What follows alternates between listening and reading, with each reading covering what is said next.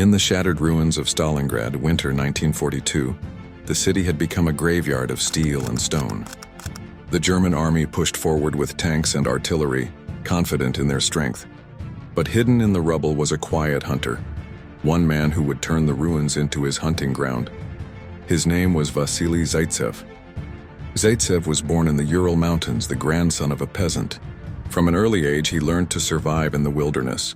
Armed with an old rifle, he hunted deer and wolves, often waiting motionless for hours in the snow. His grandfather taught him, one shot, one kill. Make it count. That philosophy would follow him into war. When the Germans invaded the Soviet Union, Zaytsev volunteered. At first, he served as a simple clerk, but when the fighting reached Stalingrad, he requested a rifle. He would soon become one of the most feared snipers in history. Hidden among shattered walls, he used broken windows, piles of rubble, and even dead soldiers as cover. He struck without warning, then disappeared like a ghost. German soldiers began to whisper his name in fear. In just 10 days, Zaytsev recorded 40 kills. Within weeks, that number climbed into the hundreds. But Zaytsev's true genius went beyond his own trigger finger.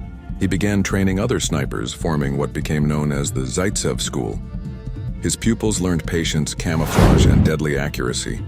Together, they became a silent network of hunters spreading terror throughout the German ranks. Then came his most famous duel. According to Soviet accounts, the Germans sent one of their best snipers, some say the head of their sniper school, into Stalingrad to eliminate Zaytsev. For days, the two men hunted each other in a deadly game of patience.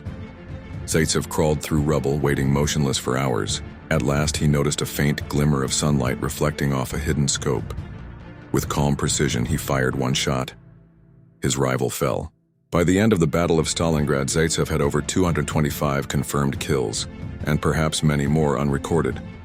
He once said, "For us, there was no land beyond the Volga." Those words became a rallying cry for the Soviet defenders. Zaytsev survived the war, though he was badly wounded by a landmine and nearly lost his sight. After recovering, he returned to the front and kept fighting.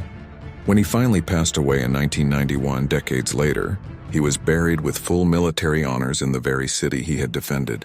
Today, his sniper rifle rests in the Volgograd Museum, a reminder that in one of the bloodiest battles in human history, the fate of an entire front could be shaped by the steady hands of a single hunter.